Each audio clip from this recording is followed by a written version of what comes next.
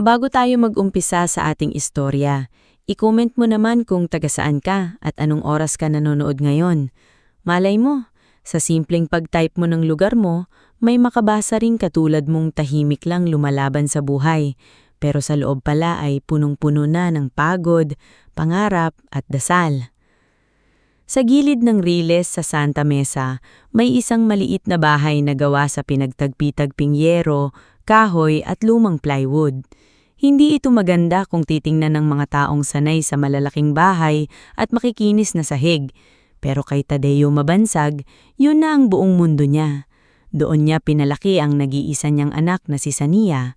Doon siya natutong ngumiti kahit kulang ang pagkain.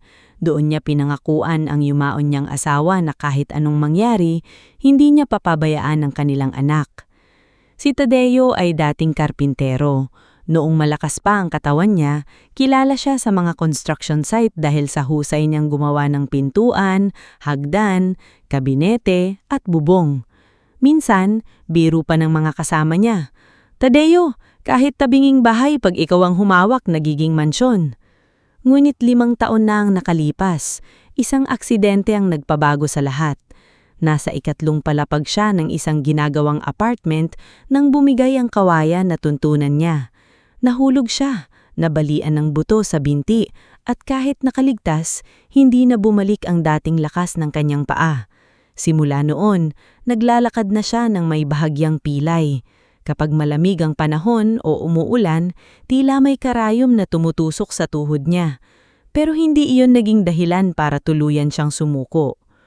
Tuwing madaling araw, bago pa sumipol ang unang tren, gising na si Tadeo. Pinapainit niya ang maliit na lutuan sa harap ng bahay. Naghahanda ng kape, tsokolate, pandesal at minsan ay itlog na maalat. Tinawag niyang Tadeo's Almusal ang maliit niyang tindahan kahit isang lumang mesa lang iyon na may kupas na mantel.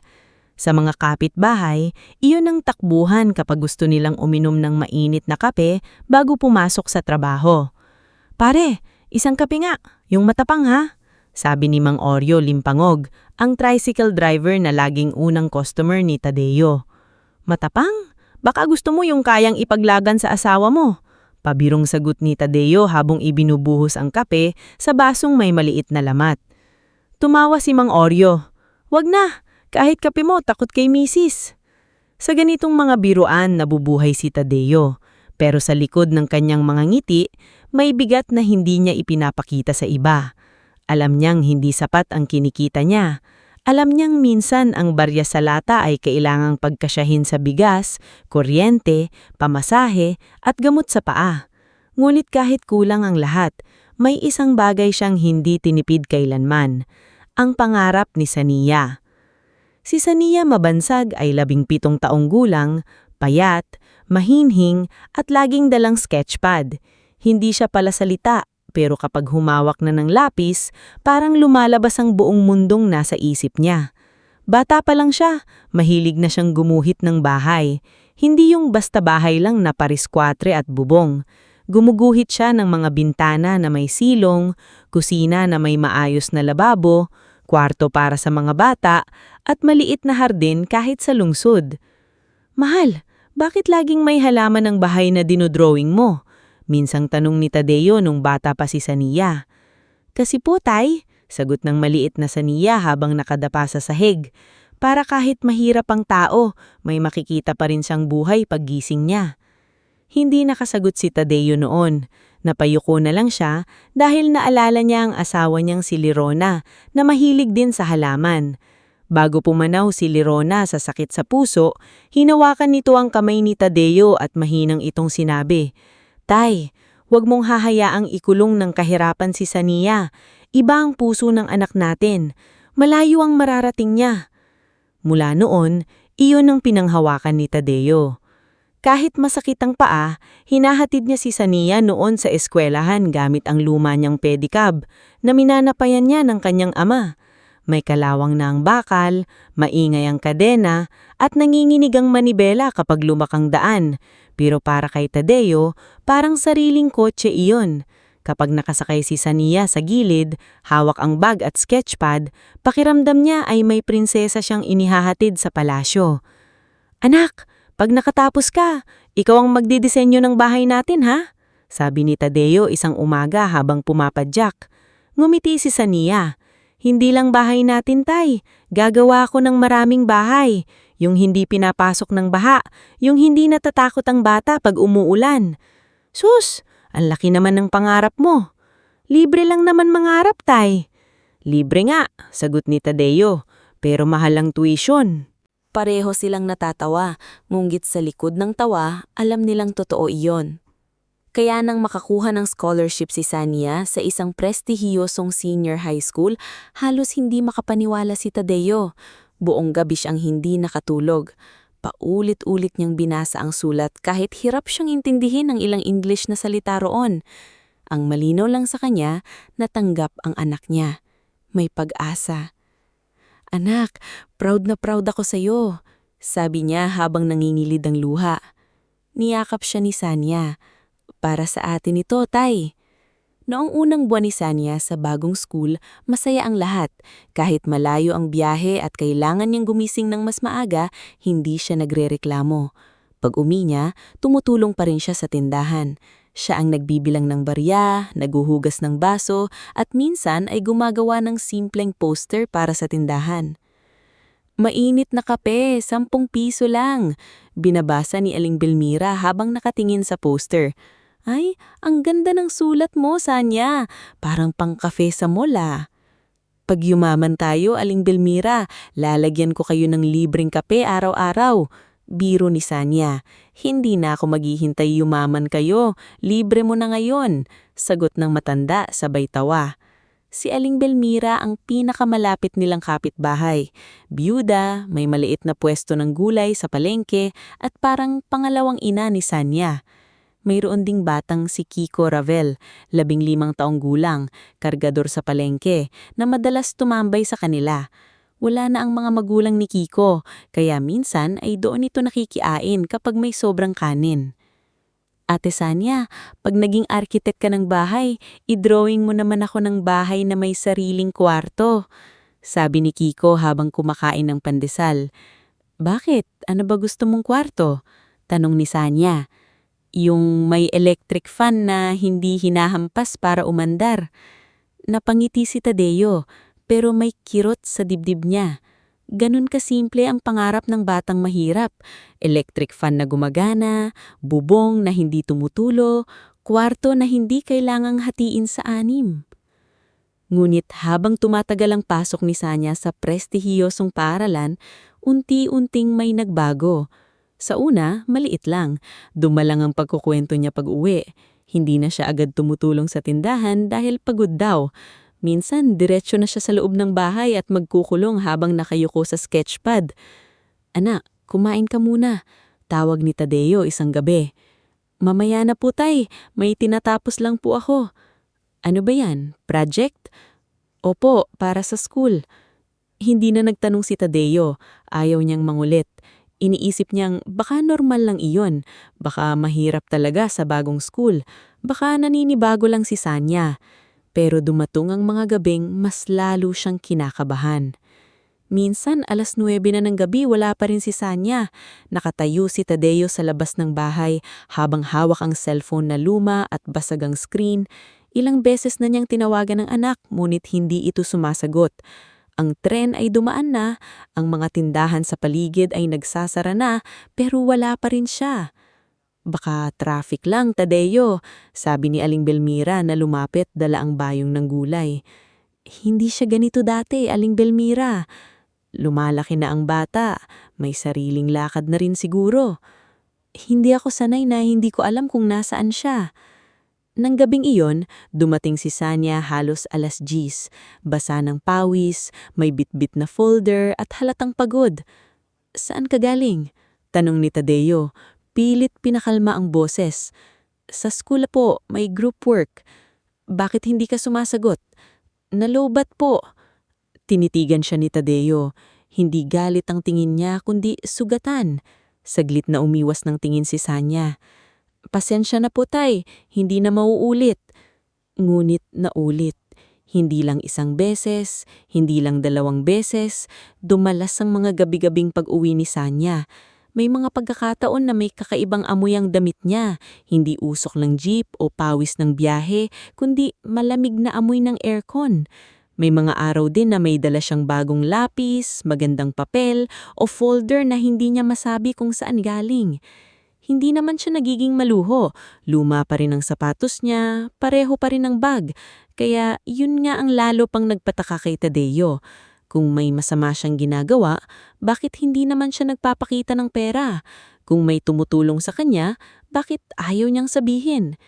Sa school din, may mga bagay na hindi rin alam ni Tadeo. May kaklase si Sania na si Yuvana Solene Arboleda, anak ng may-ari ng malaking hardware chain. Maganda, mayaman, at laging napapalibutan ng barkada. Mula unang araw pa lang, napansin na nito si Sania. "Uy, ikaw yung scholar, di ba?" Tanong ni Yuvana habang nasa hallway sila. "Oo," mahina ang sagot. "Ikaw yung scholar, di ba?" Tanong ni Yuvana habang nasa hallway sila. "Oo," mahina ang sagot. "Ang tapang mo naman. Kung ako mahirap, mahihiya akong pumasok dito." Natahimik si Sanya. Pinili niyang hindi sumagot. Ngunit narinig iyon ni Teacher Marvela Quinto, ang guro nila sa design class. "Yuvana," mairing tawag ng guro, "ang talino ay hindi sinusukat sa presyo ng sapatos. Tandaan mo yan." Napairap si Ivana pero hindi na nagsalita. Si Teacher Marvela ang unang nakapansin sa galing ni Sania. Isang araw, nakita niyang sketch nito ng isang low-cost housing plan para sa mga pamilyang nakatira sa tabing riles. Hindi lang ito maganda, praktikal ito. May espasyo sa tindahan sa harap, may mataas na sahig laban sa baha, at may bintanang pwedeng pasukan ng hangin kahit dikit-dikit ang bahay. "Sania," sabi ni Teacher Marvela habang hawak ang drawing, "saan mo natutunan ito?" "Sa panonood lang po sa mga karpintero noon, tsaka po kay Papa. Dati po siyang karpintero." "May puso ang gawa mo. Hindi ka lang gumuguhit ng bahay, gumuguhit ka ng buhay." Hindi alam ni Sania kung bakit bigla siyang naiyak noon. Siguro dahil sa unang pagkakataon, may taong nakakita na hindi lang siya mahirap na scholar. May nakita sa kanya na mas malalim. Mula noon, madalas siyang bigyan ni Teacher Marvela ng extra paper, lumang architecture magazines at lapis. Ngunit may isa pa mayring tawag ng guro. "Ang talino ay hindi sinusukat sa presyo ng sapatos. Tandaan mo yan." Napairap si Yovana pero hindi na nagsalita. Si Teacher Marvela ang unang nakapansin sa galing ni Sania. Isang araw, nakita niya ang sketch nito ng isang low-cost housing plan para sa mga pamilyang nakatira sa tabing riles. Hindi lang ito maganda, praktika nito. May espasyo sa tindahan sa harap, may mataas na sahig laban sa baha, at may bintanang pwedeng pasukan ng hangin kahit dikit-dikit ang bahay.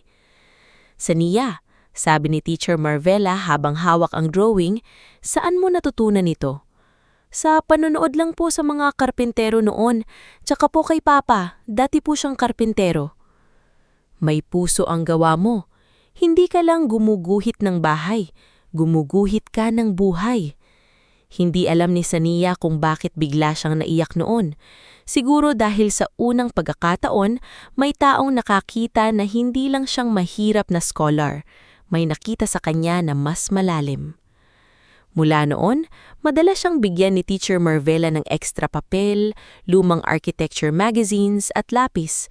Ngunit may isa pang bagay na hindi alam ni Tadeo. Ipinasa ni Teacher Marvela ang ilang drawing ni Sania sa isang pribadong foundation na naghahanap ng kabataang may talento sa disenyo. At doon nagsimula ang lihim na hindi pa kayang sabihin ni Sania sa ama. Sa kabilang banda, sa kanilang lugar, nagsisimula ng kumalat ang ibang kwento.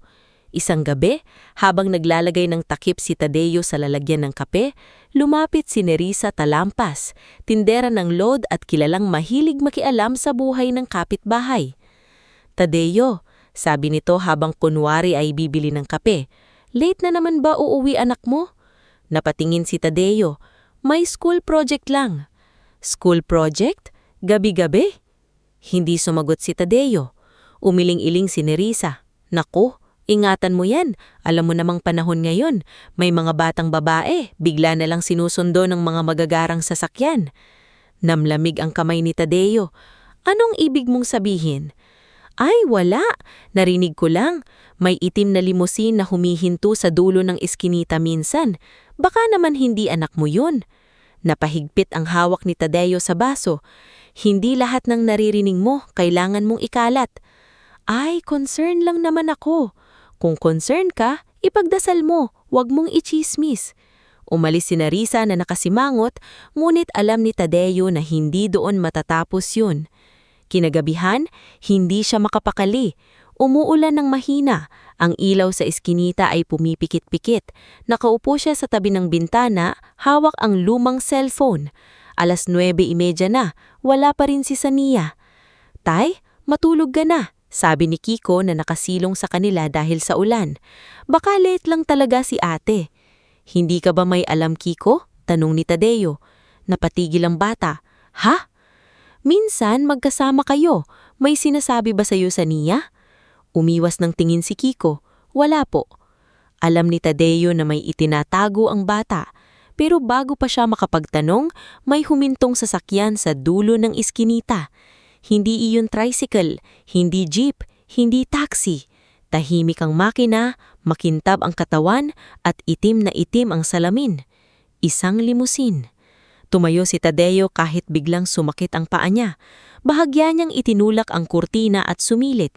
Mula sa kabilang kanto, nakita niya si Sania. Nakasuot pa rin ng uniporme, yakap ang folder sa dibdib at halatang nagmamadali. Tumingin siya sa paligid, tila sinisiguradong walang makikita. Pagkatapos, lumapit siya sa limusin. Bumukas ang pinto. Hindi makita ni Tadeo kung sino ang nasa loob. Sania! Halos pabulong niyang nasabi. Sumakay ang anak niya at sa loob ng ilang segundo, umandar ang limusin palayo sa kanilang iskinita. Para namang may kumurot sa puso ni Tadeo.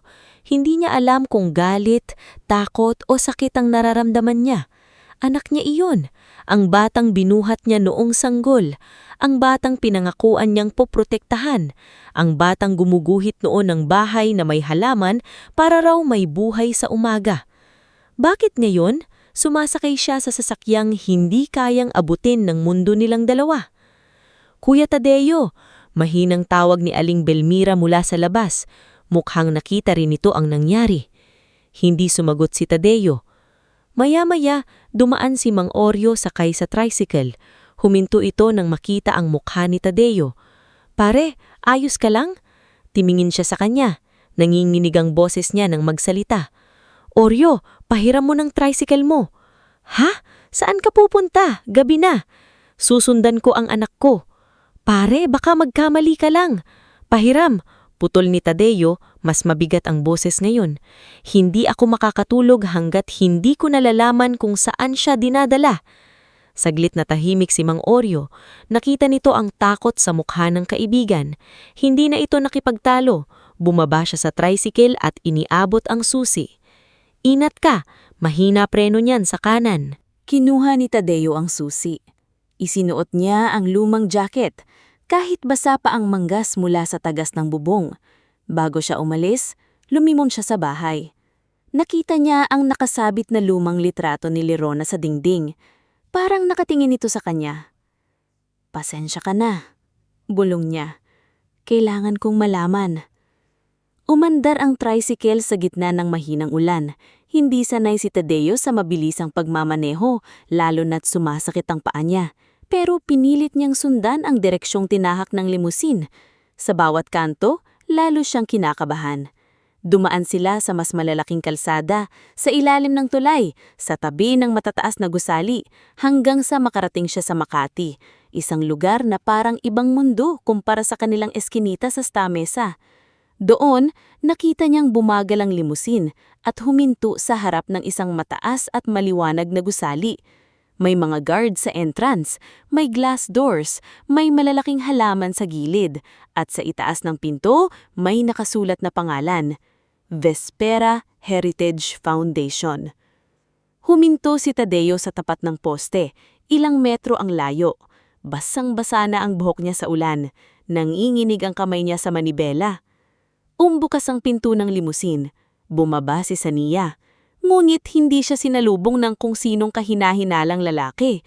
Sa halip, isang matandang babaeng eleganteng manamit ang lumapit sa kanya. Maputi ang buhok nito, tuwid ang tindig, at may anyong sanay igalang ng mga tao. Kasama nito ang isang binatang naka-Amerikana, may dalang folder at payong. Ngumiti ang matandang babae kay Sania at hinawakan ito sa balikat na tila matagal na niya itong kilala. Hindi marinig ni Tadeo ang pinag-uusapan nila, pero nakita niyang yumuko ng bahagya si Sania bilang paggalang. "Sino kayo?" Bulong ni Tadeo habang nakatago sa likod ng poste. "At bakit nandito ang anak ko?" Ilang sandali pa, pumasok si Sania sa gusali kasama ang matandang babae at ang binatang abogado. Nagsara ang glass door sa likod nila. Naiwan si Tadeo sa labas, basang-basa, hingal at litong-lito. Akala niya handa na siya sa anumang matutuklasan niya. Ngunit sa gabing iyon, habang nakatitig siya sa maliwanag na gusali at sa pangalang Vespera Heritage Foundation, naramdaman niyang mas malaki ang lihim ng anak niya kaysa sa kaya niyang isipin. At sa unang pagkakataon mula nang nawala si Lerona, natakot si Tadeo hindi dahil baka masama ang ginagawa ni Sania, kundi baka may buong mundo nang binubuksan para sa anak niya, isang mundong baka hindi na siya kayang isama. Naiwan si Tadeo mabansag sa labas ng gusali ng Vespera Heritage Foundation na parang isang taong biglang naligaw sa mundong hindi para sa kanya. Basang-basa ang kanyang buhok, nanginginig ang mga daliri sa lamig at kumikirot ang tuhod niyang matagal nang may iniindang sugat. Ngunit kahit halos hindi na niya maramdaman ang sariling paa sa bigat ng ulan at pagod, hindi siya umalis. Nakatago siya sa likod ng poste sa kabilang kalsada, nakatitig sa glass door kung saan pumasok ang anak niyang si Sania kasama ang matandang babaeng eleganteng unamit at ang lalaking naka-Amerikana. Sa isip ni Tadeo, paulit-ulit ang tanong na tila kumakalog sa dibdib niya. Ano ang ginagawa ng anak ko rito?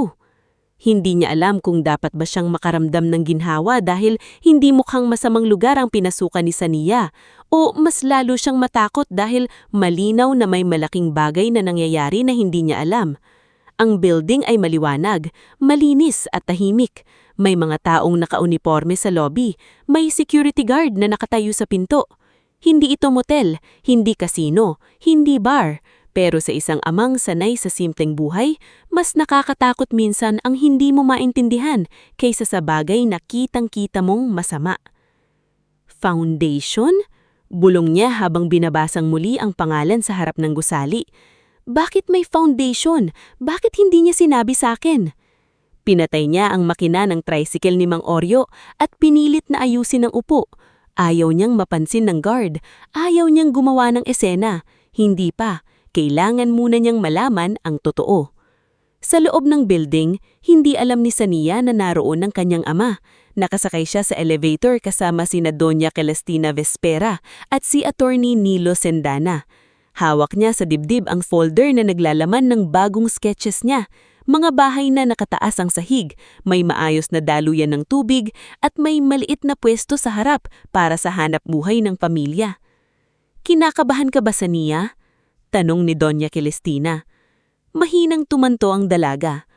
Opo, Ma'am Celestina, baka hindi sapat ang ginawa ko. Napangiti ang matanda.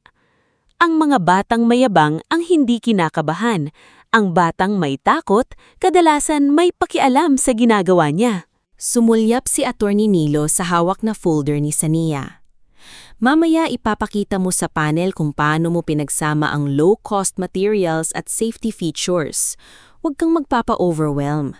Hindi mo kailangang gumamit ng malalalim na salita. Ipaliwanag mo lang kung bakit mo dinisenyo ang bahay na iyon. Opo, attorney.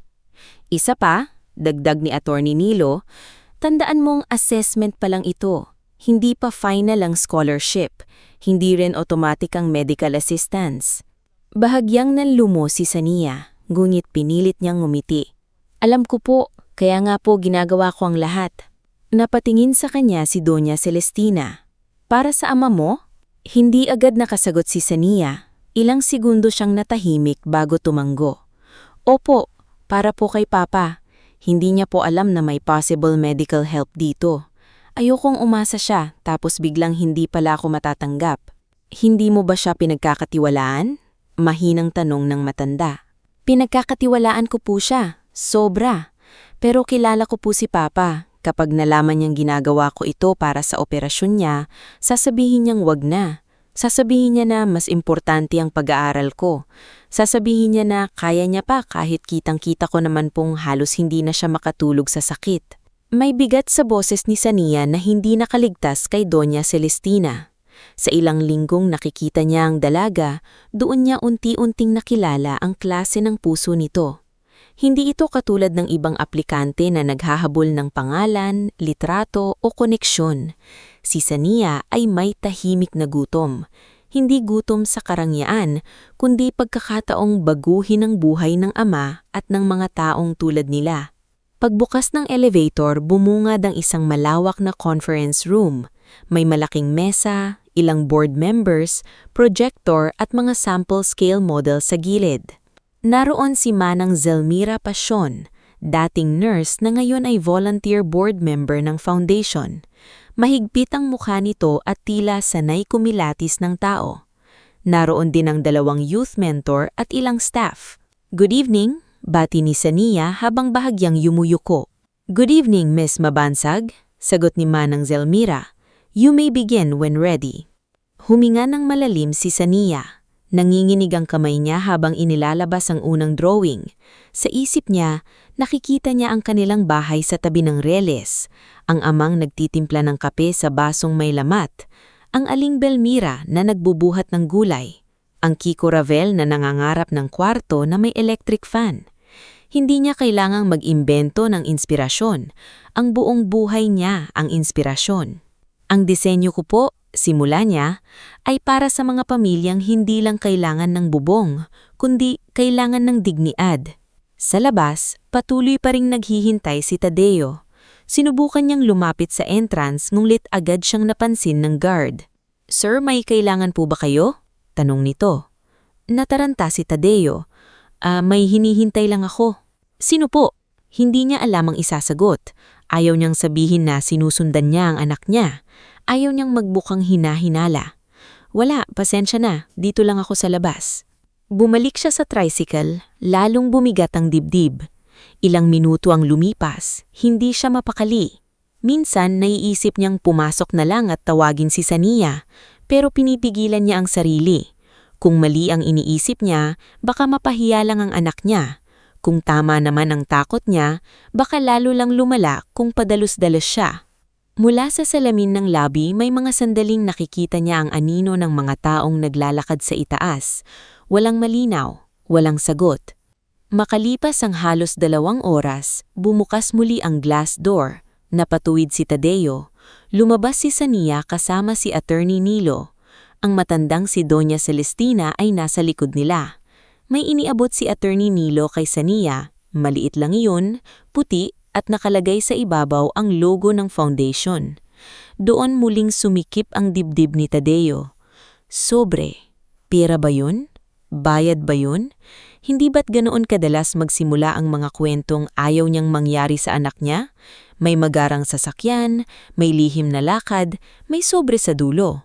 Hindi niya maririnig ang usapan nila, pero nakita niyang tinanggap ni Sania ang sobre gamit ang kanyang 2 kamay. Nakita niyang yumuko ito. Nakita niyang parang nagpasalamat. Lalong nagdilim ang isip ni Tadeo. "Anak," mahinang nasabi niya, hindi alam kung panalangin ba yon o daing. Sa totoo, ang laman ng sobre hindi pera. Ito ay schedule ng final interview, listahan ng requirements, at temporary meal allowance voucher para sa susunod na training week. Pero paano iyon malalaman ni Tadeo mula sa malayo? Ang nakita lamang niya ay isang lihim na sobre sa gitna ng gabi na siya mismo ay walang alam.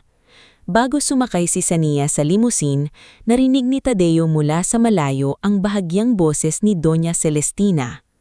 "Remember, Sania, next week is crucial. Your community design must be your own voice." Tumango si Sania.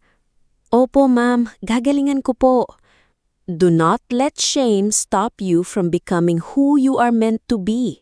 Dagdag ng matanda. Hindi maintindihan ni Tadeo ang buong kahulugan ngulit may ilang salitang tumama sa kanya. Shame, community, design. Lalo siyang nalito. Hindi ito tugma sa pinakamasamang hinala niya, ngulit hindi rin ito binubura ang sakit na nilihim sa kanya ng anak. Sinundan niya pauwi ang limousine mula sa malayo. Hindi siya masyadong lumapit dahil baka mapansin siya. Habang nasa kalsada, naalala niya ang mga panahong siya ang naghahatid kay Sania sa eskwela gamit ang pedicab. Noon alam niya kung saan papunta ang anak niya. Alam niya kung sino ang guro, kung anong oras uuwi, kung magkano ang baon. Ngayon sinasabayan niya sa dilim ang isang sasakyan hindi niya kayang bilhin kahit pagsamahin pa ang lahat ng kinita niya sa buong buhay niya. Pagdating sa Santa Mesa, huminto ang limousine sa dulo ng eskinita. Bumaba si Sania. Hindi na bumaba ang driver. Mabilis na umalis ang sasakyan. Nakatago si Tadeo sa kabilang kanto, pinapanood ang anak na mahigpit ang kapit sa folder at sobre. Doon na siya hindi nakapagpigil. Sania! Napalingon ng dalaga. Nanlaki ang mga mata niya nang makita ang ama na nakatayo sa gitna ng basang kalsada. Hawak ang susi ng tricycle, namumutla at naninginig. Tay? Halos bulbol niyang sabi, "Bakit po kayo nandito?" "Sinundan kita." Napatigil si Sania. Halatang nabigla siya pero hindi galit ang unang lumitaw sa mukha niya. Takot. Takot na ang lihim na inigatan niya para sana protektahan ng ama ay naging sugat pa. "Tay, pakinggan niyo po muna ako." "Saan ka galing?" Talong ni Tadeo. Pilit niyang pinapakalma ang sarili pero nanginginig ang boses niya. "Sino ang mga taong iyon? Bakit kanila sinusundo? Bakit may sobre? Bakit gabi-gabi?" "Tay, hindi po masama iyon. Kung hindi masama, bakit mo itinago?" Hindi agad nakasagot si Sania. Tumulo ang luha niya, kasabay ng patak ng ulan sa pisngi. "Kasi po, hindi pa sigurado. Ayokong umasa kayo. Ayokong sabihin sa inyo na may chance na matulungan kayo sa operasyon tapos biglang hindi pala matuloy." Natigilan si Tadeo. "Operasyon?" "Opo." Himinga ng malalim si Sania. "Yung foundation po, may youth design mentorship. Pinili po ako ni Teacher Marvela dahil sa mga drawing ko. Kapag pumasa ako sa final assessment, may full scholarship po ako hanggang college, may allowance, at may posibleng medical assistance para sa immediate family." Parang may humampas sa dibdib ni Tadeo. Ilang segundo hindi siya nakapagsalita. Gusto niyang maniwala, gusto niyang yakapin ang anak, ngunit naroon pa rin ang sakit. "Bakit hindi mo sinabi sa akin, anak?" "Dahil alam kong tatanggi kayo. Alam kong sasabihin niyo na huwag kong intindihin ang paa niyo. Pero tay, gabi-gabi ko po kayong naririnig na umuungol sa sakit kahit tinatakpan niyo ng una ng bibig niyo. Nakikita ko po kapag hindi kayo bumibili ng gamot para may pambaon ako. Hindi po ako bulag." Napayuko si Tadeo. Sa paligid nila, nagsisimula ng sumilip ang ilang kapitbahay. Nariyan si Aling Belmira sa pintuan, si Kiko Ravel ay nasa gilid ng tindahan, namumutla, at sa kabilang pwesto nakatayo si Neri sa talampas. Nanlalaki ang mata na tila nakakita na naman ng panibagong ichichismisin. "Foundation daw," pabulbul na sabi ni Nerissa sa isang babae. "Malay ba natin kung totoo?" Narinig ito ni Tadeo, ngulit bago pa siya makapagsalita, may dumating pang isang boses na mas matigas at mas mapang-insulto. "Oh, Tadeo, buti na abutan kita." Mula sa kabilang kanto, lumapit si Rufino Baltar.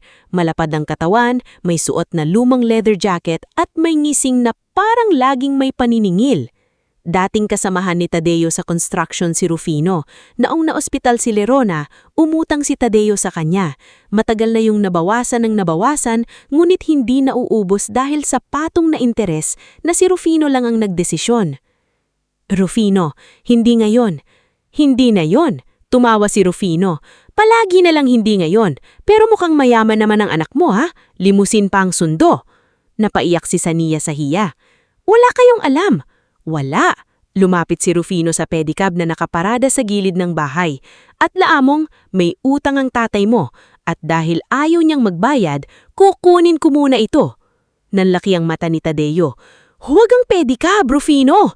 Yan na lang ang natitira sa akin. E di magbayad ka. Bigyan mo ako ng panahon. Panahon? Lumapit si Rufino at hinablot ang susi ng pedicab mula sa maliit na sabitan sa pader. Pinilitan ni Tadeo na pigilan siya, ngulit dahil sa pilay niyang paa, muntik siyang matumba. Mabilis niyang sinalo si Sania. "Tay!" Nakita iyon ng mga kapitbahay. May ilang naawa, may ilang nanahimik, may ilang nanood lang na parang palabas. Si Kiko Ravel ay gustong sumugod pero pinigilan siya ni Aling Belmira. "Wag, Kiko! Baka ikaw pa ang mahamak!" Hinila ni Rufino ang lumang pedicab palabas ng tapat ng bahay. Kumalansing ang kalawangin nitong kadena. Sa bawat tunog, parang may piraso ng puso ni Tadeo na nababakbak. Hindi lang yun sasakyan. Alaala iyon ng ama niya. Alaala iyon ng mga umagang hinahatid niya si Sania sa eskwelahan. Simbolo iyon ng panahong kahit mahirap sila, may kakayahan pa siyang itulak ang anak papunta sa pangarap nito. "Rufino, maawa ka," sabi ni Tadeo, halos pabulong. Lumingon si Rufino. Ang awa, hindi nakakabayad ng utang. Umalis siya, dala ang pedicab habang ang mga tao ay unti-unting nagbubulungan. Niyakap ni Sania ang ama. "Tay, kasalanan ko po kung sinabi ko lang agad." "Hindi," putol ni Tadeo bagamat basag ang boses. "Hindi mo kasalanan na nangarap ka." "Tay?" Huminga ng malalim si Tadeo. Tinignan niya ang anak, ang folder sa kamay nito, ang sobre na kanina ay pinaghinalaan niya at ang luha sa mukha nitong matagal nang pumipigil ng bigat mag-isa. "Pero anak," sabi niya, "mas masakit pala kapag ang pangarap mo, hindi mo man lang ako pinapasama." Nahagulgol si Sania at mas hinigpitan ng yakap sa kanya. Sa gabing iyon, habang lumalayo ang tunog ng pedicab na hinihila ni Rufino sa dulo ng eskinita, naiwan ang mag-ama sa gitna ng ulan. Hindi na pinaghimalay ng lihim, ngunit sugatan pa rin ng kahirapan, takot, at mga taong handang yurakan ng dangal nila. At sa loob ni Sania, may isang tahimik na pangakong nabuo. Hindi siya uurong sa assessment ng foundation. Hindi na lang ito tungkol sa scholarship. Hindi na lang ito tungkol sa operasyon ng ama. Mula sa gabing inagawang pedicab ni Tadeo sa harap ng lahat, naging laban na rin ito para maibalik ang dignidad ng pamilyang matagal nang kinakaya ang lahat ng tahimik. Kinaumagahan, hindi agad sumipol ang takure sa maliit na lutuan ni Tadeo mabansag. Sa loob ng maraming taon, iyon ang unang tunog na gumigising sa eskinita nila sa gilid ng riles, ang mahinang singaw ng kumukulong tubig, ang pagkalansing ng kutsara sa baso, at ang boses ni Tadeo na tumatawag sa mga unang bumibili ng kape. Ngumit ng umagang iyon, nanatiling nakapatung ang takure sa malamig na kalan. Walang amoy ng kape, walang pandesal na nakalagay sa bilao, walang munting tindahang bumubuhay sa araw ng mga manggagawang nagmamadaling pumasok. Nasa loob lamang si Tadeo, nakaupo sa gilid ng papag, nakatingin sa bakanting bahagi ng dingding kung saan dati nakasandal ang lumang susi ng pedicab. Hindi niya iyon dinagamit araw-araw nitong mga huli dahil mas masakit na ang paa niya, pero ang pedicab ay parang piraso ng kanyang pagkatao. Kapag nakikita niya iyon sa tapak ng bahay, naaalala niyang minsan may lakas siyang dalhin si Sania sa eskwela, may kakayahan siyang magtrabaho, may dignidad siyang hindi pa naaagaw ng kahirapan. Ngayon, pati iyon ay kinuha ni Rufino Baltar. "Tay?" Mahinang tawag ni Sania mula sa kusina. Hindi sumagot si Tadeo. May hawak siyang 2 baso ng malabnaw na kape. Siya na ang nagtimpla dahil hindi gumagalaw ang ama niya. Magdamag, halos hindi natulog si Sania. Namamaga ang mata niya sa kaiiyak, pero pinilit niyang plantsahin ng uniforme, ayusin ng folder at ilagay sa drawing tube ang mga plates na kailangan niyang dalhin sa eskwelahan. Kahit mabigat ang dibdib, alam niyang hindi siya pwedeng tumigil. Lumapit siya sa ama at inilapag ang kape sa tabi nito. "Kailangan ko pong pumasok, Tay." Tumanggod si Tadeo pero hindi pa rin tumingin. "May design class po ako ngayon, tapos mamaya may preparasyon po sa final evaluation sa foundation." Sa salitang foundation, bahagyang kumibot ang mukha ni Tadeo. Hindi galit, hindi rin tuwa, parang may hiya at lungkot na sabay na bumigat sa kanyang balikat. "Anak," sabi niya, paos ang boses, Pagod ka na. Kahapon pa tayo hindi mauusap. Kaya ko po. Hindi mo kailangan patunayan lahat ngayon. Pero kailangan po. Pinilit ni Sania na maging matatag. Kung titigil ako ngayon, parang hinayaan ko na rin pong tama sila. Si Rupino, si Nerissa, lahat ng nag-iisip na dapat hanggang dito lang tayo. Doon tumingin si Tadeo sa kanya. Hindi ka hanggang dito lang, Sania. Alam ko yun. Pero tay, minsan kailangan ko rin marinig na naniniwala kayo kahit may hindi pa kayo naiintindihan. Parang sinaksak si Tadeo sa sinabi ng anak. Hindi iyon pasumbat, ngunit totoo. Gabi, sinundan niya si Sania dahil natakot siya. May dahilan siya, oo, ama siya. Pero sa puso ng anak niya, maaring naramdaman nitong hindi siya pinagtiwalaan. Patawarin mo ako, mahinang sabi niya. Lumambot ang mukha ni Sania. Tay, hindi dahil sinundan kita. Siguro kahit anong ama gagawin iyon kapag natatakot. Pero patawarin mo ako kasi sa isang sandali, hinayaan kong mas lumakas ang takot ko kaysa sa pagkakakilala ko sa'yo. Napaluha si Sania. Lumuhod siya sa harap ng ama at hinawakan ng kamay nito. Hindi ko rin po dapat itinago. Akala ko pinoprotektahan ko kayo, pero lalo lang pala kayong nasaktan. Saglit silang nanahimik. Sa labas, dumaan ang tren. Yumanig ang lumang bahay, pero hindi bumitaw ang kamay nilang dalawa.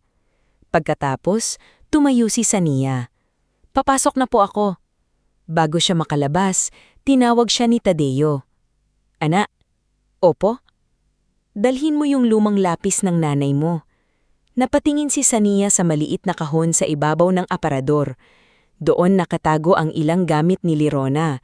Panyo, lumang rosaryo, at isang maikling lapis na madalas gamitin noon sa pagsusulat ng listahan sa palengke. Kahit maliit na lang yan, sabi ni Tadeo. Maswerte yan. Sabi ng nanay mo, lahat ng bahay nagsisimula sa guhit. Lahat ng guhit nagsisimula sa tapang. Kinuha ni Sania ang lapis at maingat na inilagay sa bulsa ng bag. Salamat po, tay. Pagdating niya sa eskwelahan, hindi pa man siya nakakalapit sa classroom ay naramdaman na niya ang kakaibang tingin ng mga estudyante. May mga bulungan, may biglang tumatahimik kapag dumadaan siya. May ilang nakatingin sa cellphone habang pigil ang tawa. Sa hallway, nakita niya si Ivana Solen Arboleda na nakasandal sa locker kasama ang balawang kaibigan. Nakaayos ang buhok nito, makintab ang sapatos at may niting halatang may alam. Good morning, scholar, sabi ni Ivana, sapat ang lakas para marinig ng mga nasa paligid. Hindi sumabit si Sania, dire-diretso siyang naglakad. Ay, bakit tahimik? Habol ni Ivana. Pagod ka ba sa biyahe? O sa limusin ka ulit sinundo kagabi? May tumawa. Napatigil si Sania. Kumabog ang dibdib niya. Dahan-dahan siyang lumingon. Anong problema mo sa akin, Ivana? Kunwaring nagulat si Ivana. Ako? Wala. Concerned lang ako kasi may kumakalat na picture mo. Ikaw ba talaga to? Itinaas nito ang cellphone. Sa screen, nakita ni Sania ang blurred na litrato niya habang bumababa sa limusin sa dulo ng eskinita. May caption na, Scholar by day, Mystery Girl by night. Parang may malamig na tubig na ibinuhos sa likod ni Sania. Hindi lang iyon simpleng biro, malisyoso iyon. Sinasadya nitong sirain siya. Burahin mo yan, Marin niyang sabi. Bakit? Totoo naman na sumasakay ka sa limusin, di ba? Ang tanong lang, bakit? Bago pa makasagot si Sania, dumating si Teacher Marvela Quinto. Mahigpit ang mukha nito habang kinungha ang cellphone ni Ivana. Enough! Ma'am, phone ko po yan, reklamo ni Ivana. At reputasyon niya ang sinisira mo, sagot ni Teacher Marvela. Pumasok kayo lahat sa classroom. Now! Tahimik na nagsipasukan ng mga estudyante. Si Sania ay naiwan sa hallway kasama ang guro. Sinubukan niyang pigilan ng luha pero hindi niya nagawa. Ma'am, hindi po totoo ang inihisip nila. Alam ko, mahinang sabi ni Teacher Marvela. Kaya kailangan mong maging mas matatag ngayon. Pagod na po ako. Alam ko rin. Lahat na lang po kailangan kong patunayan. Sa school, sa barangay, sa foundation, pati kay Papa.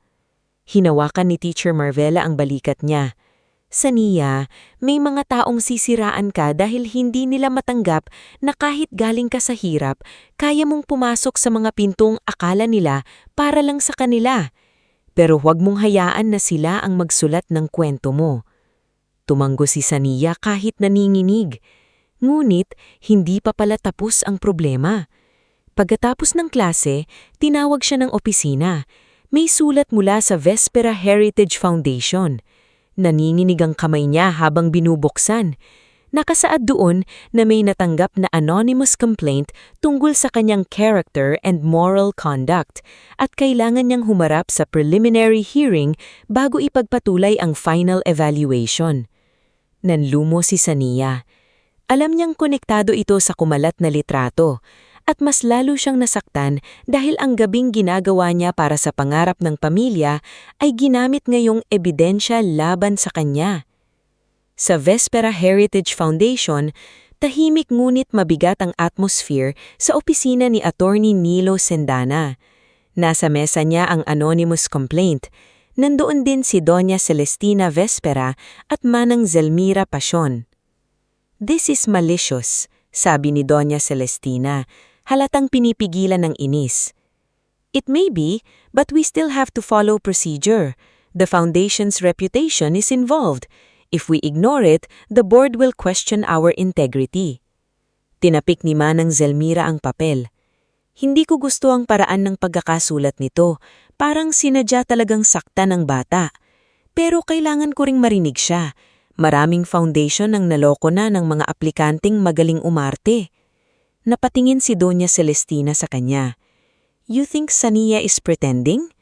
"Hindi ko sinabi iyon. Ang sabi ko, kailangan nating maging pantay. Kung malinis siya, lalabas ang totoo." Samantala, sa kabilang bahagi ng lungsod, si Briseis Morcantel ay nakaupo sa mamahaling kafe kasama ang tiyahon niyang Engineer Plutarco Morcantel. Si Briseis ang isa pang aplikante sa Youth Design Grant. Magaling siyang magsalita, maganda ang portfolio, pero marami sa gawa niya ay pinakialaman ng hired designers ng kanilang pamilya. Nakapasok na ang complaint, sabi ni Briseis habang hinahalo ang iced coffee. Pero hindi pa siya natatanggal. Ngumiti si Plutarco. "Hindi agad-agad. Kailangan munang magmukhang natural." Ang nakakainis, gustong-gusto siya ni Celestina. Kaya nga kailangan mo siyang pabagsakin bago ang final presentation. Sumandal si Plutarco. "Hindi mo lang grant ang pinag-uusapan dito, Briseis. Kapag nanalo ka, mas madali kong mapapasok ang housing project ng foundation. Malaki ang pera sa construction, lalo na kung marunong kang magtipid sa materyales." "Cheap materials? Smart materials," malamig niyang sagot. Hindi na kailangang malaman ng mga nakatira kung gaano katibay ang pader, basta maganda sa ribbon cutting. Hindi kumibo si Briseis. Sanay na siya sa ganitong usapan. Para sa pamilya Morcantel, ang proyekto para sa mahihirap ay hindi serbisyo. Negosyo iyon. Sa Santa Mesa naman, nalaman ni Kiko Ravel ang nangyari kay Sania sa school. Nakita niya ang ilang kabataan sa eskinita na pinagtatawanan ang litrato sa cellphone. Kumulo ang dugo niya. "Ate Sania, hindi ganyan!" sigaw niya sa kanila. "Bakit? Alam mo ba talaga?" Tukso ng isang binata. "Oo, alam ko." Muntik nang masabi ni Kiko ang tungkol sa foundation, pero napigilan niya ang sarili. Naalala niya ang pakiusap ni Sania noon na wag munang magsabi hanggat hindi final. Pero ngayong sinisira na ang pangalan nito, hindi na siya mapakali. Tumakbo siya papunta sa kanto kung saan madalas nakapwesto ang maliit na sari-sari store ni Mang Doming na may CCTV sa labas, dahil ilang beses nang nananakawan. "Mang Doming!" hingal na tawag ni Kiko. "Pwede po bang makita yung CCTV niyo kagabi?" "Ano na naman ginawa mo, Kiko?" tanong ng matanda. "Hindi po ako, si Ate Sania po. Kailangan lang po naming patunayan na maayos siyang sinusundo at hinahatid. Foundation car po iyon." "Foundation? Opo, basta po please." Napakamot ng ulo si Mang Domeng, pero dahil kilala niya si Sania bilang mabait at magalang, pinapasok niya si Kiko. Doon nakita sa CCTV ang limusin na humihintom ng maayos, bumababa ang driver na may ID at pinagbubuksan si Sania ng pinto. Walang kahinahinalang lalaki, walang lihim na palitan, malinaw na service vehicle iyon. "Kopyahan natin," sabi ni Kiko. "Kailangan ni ate ito." Habang naghahanap si Kiko ng ebidensya, si Tadeo naman ay humarap sa isa pang sugat. Nabalitaan niyang balak ibenta ni Rufino ang pedicab sa junk shop. Pinuntahan niya ito sa lumang bodega malapit sa palengke. "Rufino," sabi ni Tadeo, hirap sa paghinga matapos maglakad ng malayo. "Pakiusap, huwag mong ibenta." Nakaupo si Rufino sa monoblock, umiinom ng soft drinks. "Bayaran mo." "Wala pa akong pera." "Eh di wala ka ring pedicab. Alam mong sobra-sobra na ang nakuhang mong interes sa akin." Tumayo si Rufino at lumapit. "Tadeo, ang mahirap na tulad natin, walang karapatang magmalinis kapag nangungutang. Pumirma ka noon. Ngayon, manigas ka." Napayoko si Tadeo. Gusto niyang lumaban pero wala siyang hawak. Wala siyang abogado, wala siyang lakas. Ang meron lang siya ay galit at kahihiyang matagal na niyang lilulunok. Nang gabing iyon, dumating ang sulat ng foundation para sa hearing. Umupo ang mag-ama sa maliit na mesa. Tahimik si Sania habang binabasa ni Tadeo ang papel. Nakita niya ang salitang complaint, moral conduct, review, suspension of final evaluation. "Anak, dahil ba ito sa limusin?" "Opo, may kumalat pong litrato. May nagreklamo." "Pupunta ako." Napatingin si Sania. "Tay, hindi niyo po kailangan." "Kailangan." Madiin ang boses ni Tadeo. "Nung una, sinundan kita dahil nagduda ako. Ngayon, sasama ako dahil naniniwala ako sa'yo." Sa unang pagkakataon mula kagabi, napangiti ng bahagya si Sania. Dumating ang araw ng hearing. Sa conference room ng Vespera Foundation, nandoon sina Doña Celestina, Attorney Nilo, Manang Zelmira at ilang board members. Si Sania naman ay nakaupo sa gitna, hawak ang folder. Si Teacher Marvela ay nasa likod niya bilang school representative. Si Tadeo naman ay nakatayo malapit sa pinto. Hirap man sa paa, ayaw umupo hanggat hindi nagsisimula. "Miss Mabansag," sabi ni Attorney Nilo, "you are here because of an anonymous complaint questioning your conduct due to your late-night visits to this foundation and the transportation provided to you. You may explain." Tumayo si Sania. Nanginginig ang tuhod niya pero naalala niya ang lapis ng kanyang ina sa bulsa ng bag. Hinawakan niya itong sandali.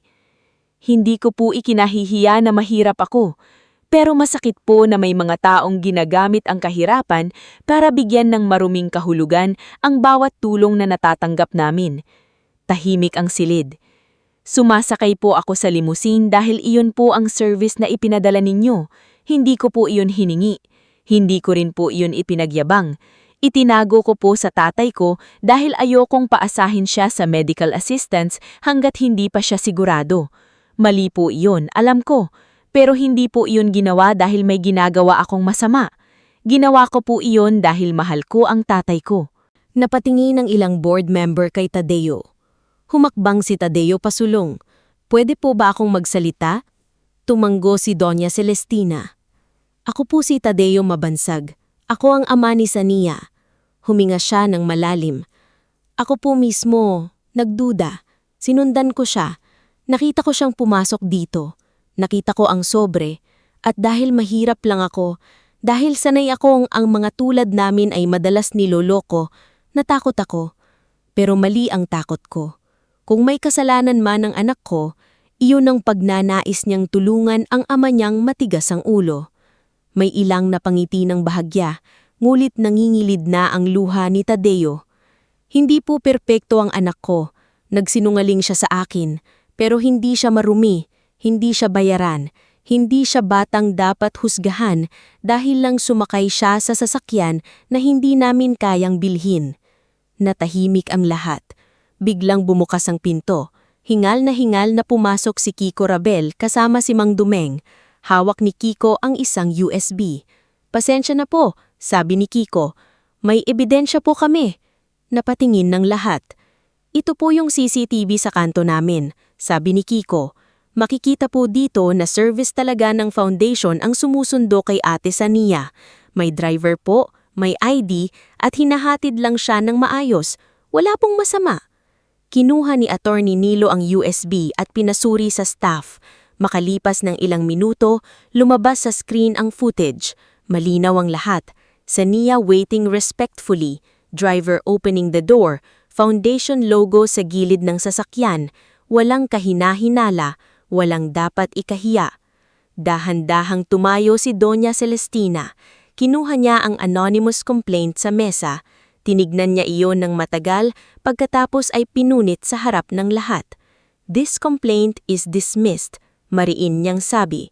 Napahinga si Sania ng malalim, parang ngayon lang siya nakalabas mula sa ilalim ng tubig. Ngunit hindi pa roon nagtatapos si Doña Celestina. Miss Mabansag, your final evaluation will proceed, and after what I heard today, I expect you to present not just your design, but the truth of the life behind it, because architecture without dignity is just walls, but what you carry is more than talent.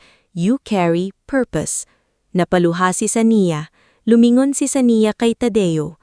Sa unang pagkakataon, hindi takot ang nakita niya sa mga mata ng ama. Hindi duda, kundi paniniwala. Lumapit si Tadeo at yinakap siya ng mahigpit. Anak, bulong niya, ipakita mo sa kanila kung anong klaseng bahay ang kayang itayo ng batang lumaki sa tagpi-tagping bubong. Sa labas ng conference room, habang unti-unting lumilinaw ang pangalan ni Sania, may isa namang mas madilim na usapan ang nagsisimula. Nakatanggap si Briseis Morcantel ng mensahe mula sa tiyuhin niyang si Plutarco. Hindi gumana ang complaint, next move, files. Hindi pa alam ni Sania na may panibagong laban na naghihintay.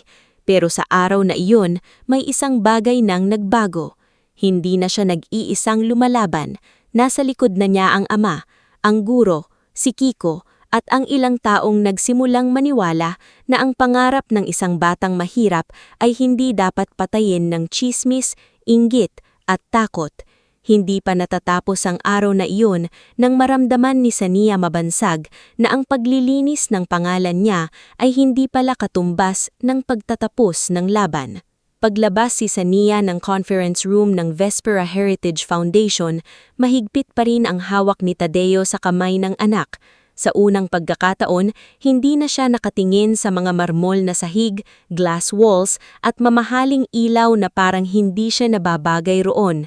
Hindi na siya nakayuko na parang humihingi ng paumanhindya sa mundo dahil mahirap lang siya.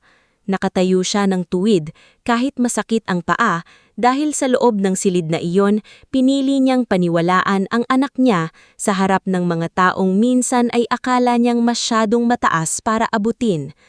Anak, mahina niyang sabi habang hinihintay nila ang elevator. Pasensya ka na kung late akong naniwala. Tumingin si Sania kanya. Namumula pa rin ang mata niya mula sa iyak pero mas magaan na ang mukha niya kaysa noong pumasok sila. Tay, dumating pa rin kayo. Yun ang importante. Hindi na mauulit na mag-iisa kang haharap sa ganyan. Hindi ko rin po kayong iiwan sa dilim ulit.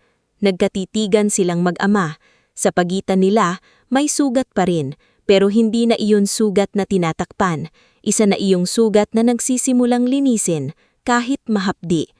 Sa kabilang dulo ng hallway, pinagmamasdan sila ni Doña Celestina Vespera. Tahimik siyang nakatayo katabi ni Attorney Nilo Sendana at Manang Zelmira Pasyon. May lungkot at tuwa sa mga mata ng matanda. Sa batang Sania Vespera, nakikita niya ang dating kinang ng yumaong anak niyang arkitekto, isang taong hindi lang marunong gumawa ng plano, kundi marunong makinig sa tibok ng mga taong titira sa mga bahay na iyon. Hindi siya ordinaryong scholar, sabi ni Doña Celestina. Tumango si Attorney Nilo. I agree, pero kailangan nating maging maingat. Kung may anonymous complaint na, malamang hindi ito huli. Sumangot si Manang Zelmira. May kumikilo sa likod, hindi basta chismis lang ang nangyari. May gustong patumbahin ng bata. Hindi agad sumagot si Doña Celestina. Tumingin siya sa conference room kung saan kanina pinunit niya ang complaint. Then, we will find out who. Lumipas ang ilang buwan matapos ang hearing. Sa panahong iyon, opisyal na nakapasok si Sania bilang youth scholar ng Vespera Heritage Foundation. Hindi naging marangya ang buhay nila agad. Hindi biglang naging komportable ang lahat tulad ng kwento sa teleserye na isang pirma lang ay nababago na ang kapalaran. Pero may mga unti-unting pagbabagong sapat para makahinga sila. May monthly allowance si Sania para sa school supplies at pamasahe. Hindi na niya kailangang magtipid sa lapis hanggang maging kasing iksi ng posporo. Hindi na niya kailangang gamitin ang likod ng lumang resibo para lang makapag-sketch ng bagong disenyo. May libreng mentorship siya tuwing Sabado at ilang gabi sa isang linggo. Pero ngayon, alam na ni Tadeo kung saan siya pupunta. Minsan, siya pa mismo ang nagbabaon sa kanya ng pandesal at itlog. Sabihin mo kay Doña Celestina, hindi man pang mayaman ang pandesal ko, matibay naman sa gutom. Biro ni Tadeo habang inaabot ang balot. Tumawa si Sania. Tay, baka ipatikim ko talaga sa kanya. Mas mabuti, para malaman niya na hindi lang building ang may foundation.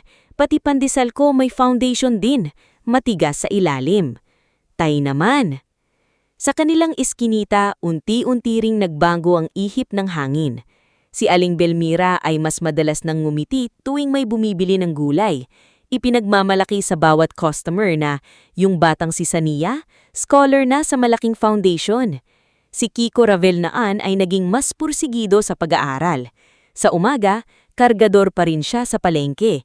Pero sa gabi, tinutulungan siya ni Sania sa math at drawing. Ate, pag ako naging engineer, ako magbibilang kung gaano karaming semento ang kailangan sa bahay mo. Sabi ni Kiko habang nakasubsob sa notebook. Bakit parang bahay ko lang? Tanong ni Sania. E di buong barangay natin. Mas gusto ko yan. Ngunit hindi lahat ay masaya sa nangyayari. Sa kabilang bahagi ng lungsod, lalong kumukulo ang galit ni Engineer Plutarco Morcantel. Hindi niya matanggap na isang batang galing sa tabi ng rails ay unti-unting nagiging paborito ng foundation board. Para sa kanya, hindi lang ito usapin ng pride ng pamangkin niyang si Briseis. Usapin ito ng milyong-milyong piso na maaari niyang kitain kung mapapasok niya ang community housing project ng Vespera Foundation. Nasa loob siya ng opisina niya nang dumating si Briseis, nakasuot ng mamahaling blouse at may bitbit na tablet. Hindi na ito kasing kumpiyansa tulad ng dati. Mula nung mabasura ang complaint laban kay Sania, may bahagyang takot na sa mga mata niya. Tito, baka dapat tigilan na natin, sabi ni Briseis. Napatingin si Plutarco na parang may narinig na kahangalan. Tigilan? Naging malaking issue na yung complaint kung mahuli tayo. Hindi tayo mahuhuli kung hindi ka duwag. Napayuko si Briseis. Makinig ka, mariin na sabi ni Plutarco. Hindi ikaw ang kalaban ni Sania, ako. Hindi mo lang maintindihan dahil bata ka pa. Ang proyektong ito kapag napunta sa atin, hindi lang grant, kontrata, supply, construction, maintenance, lahat iyon pera. Pero foundation ito para sa mahihirap. Tumawa si Plutarco, walang bahaging awa.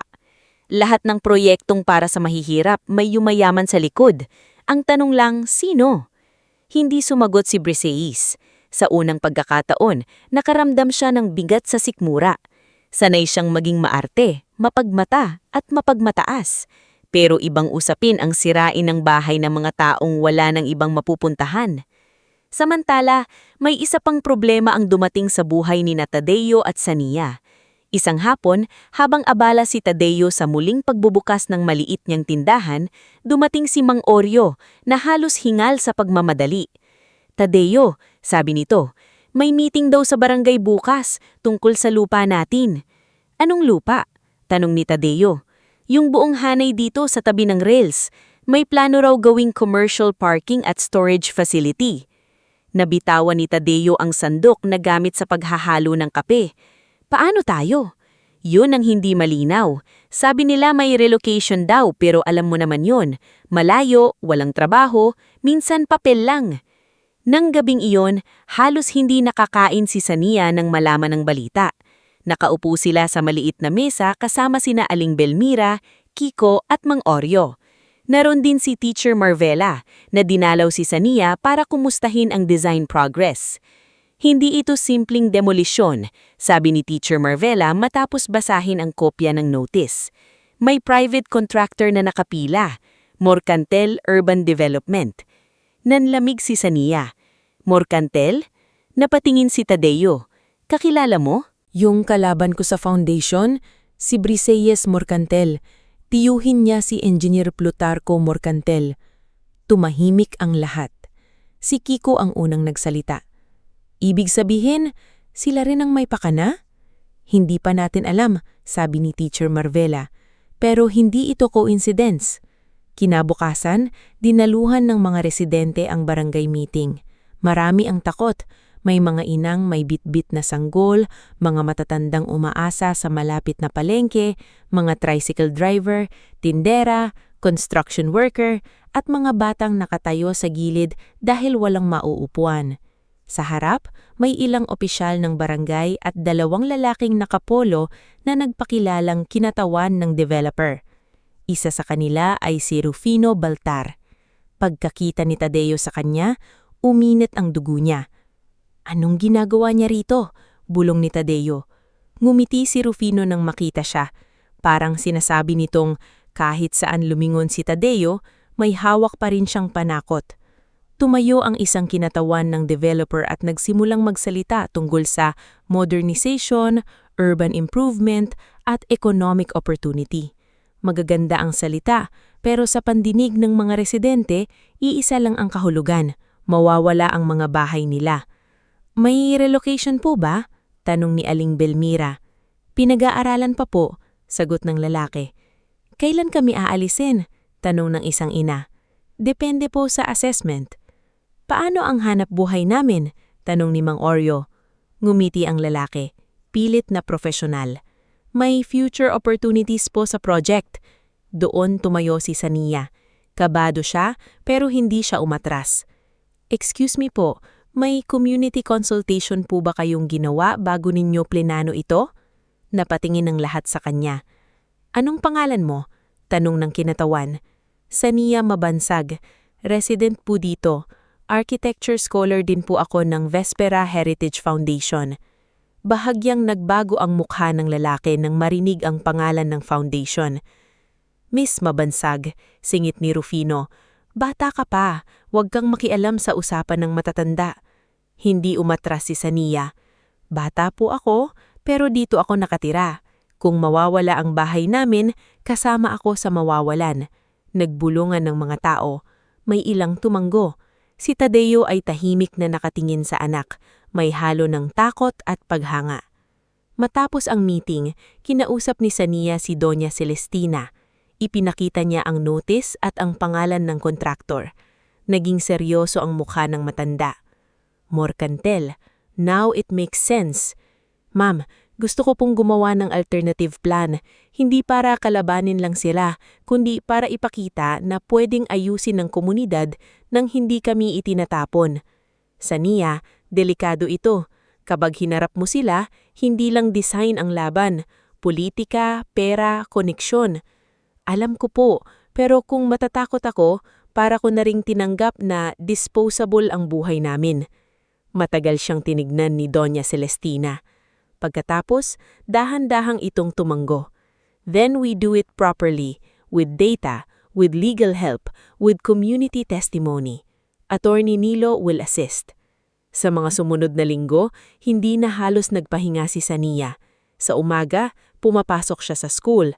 Sa hapon, nag-iikot siya sa komunidad kasama sina Kiko at Teacher Marvela para kumuha ng sukat ng mga bahay, litrato ng baha, listahan ng pamilya, bilang ng bata, senior citizen at may kapansaman.